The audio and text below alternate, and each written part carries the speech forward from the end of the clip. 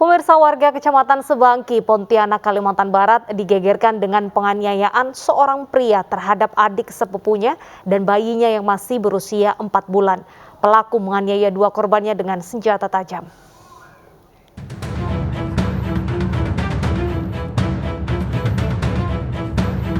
Detik-detik pria berusia 28 tahun usai menganiaya adik sepupunya dan keponakannya yang berusia 4 bulan diamankan warga di Kabupaten Golok, Dusun Layar, Desa Agak, Kecamatan Sebangki, Kabupaten Landak, Pontianak, Kalimantan Barat. Kejadian bermula ketika warga mendengar teriakan dari rumah korban. Akhirnya warga sekitar langsung mengamankan pelaku dan mengevakuasi korban beserta anaknya ke Rumah Sakit Umum Daerah Dr. Sudarso, Pontianak. Saya tidak tahu ya, soalnya kan pas kejadian saya tidak ada di lokasi gitu kan. Saya sedang bekerja. Pas saya pergi ke kebun, ke PT SMS kerja. Nah, si yang tersangka inilah yang menganiaya gitu. Saya tidak tahu. Kalau boleh tahu Bang, pelaku ini siapa yang korban? Sebenarnya pelaku tersebut abang sepupu saya. Kasus penganiayaan ini mendapatkan sorotan dari Bupati Landak, Caroline Margaret Natasa. Dirinya langsung mengecek korban yang saat ini sedang mendapatkan perawatan medis. Kini kondisi ibu beserta anaknya masih dalam keadaan kritis. Korbannya adalah ibu dan bayi usia 4 bulan. Kami sangat prihatin dengan apa yang terjadi dan mengutuk keras apa yang dilakukan oleh pelaku yang sangat biadab. Saat ini sedang berlangsung operasi ibu yang menjadi korban dan mudah-mudahan bisa segera ditangani. Kondisi bayi saat ini masih kritis di ruang. Selain kehilangan banyak darah, dua korban juga terkonfirmasi positif COVID-19. Sementara, pelaku saat ini sudah diamankan pihak kepolisian dan menjalani penyelidikan serta penyidikan di Polsek Sebangki, Kabupaten Landak. Dari Pontianak, Kalimantan Barat, Uun Yuniar, Ainis melaporkan.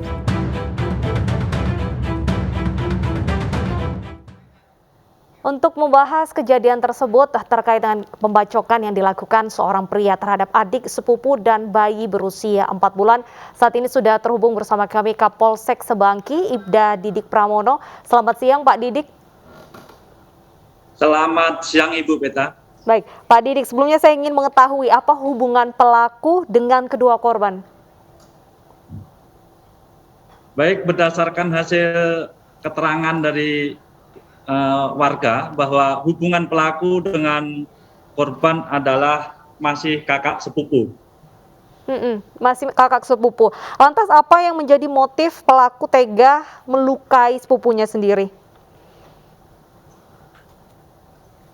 Baik, jadi setelah kami mendapatkan informasi dan mendatangi TKP, karena pelaku ini sudah dihakimi warga dan diikat di sebuah pohon, dan kami segera amankan. Jadi untuk motifnya pelaku belum bisa dimintai keterangan, jadi masih dalam pendalaman dari pihak penyidik.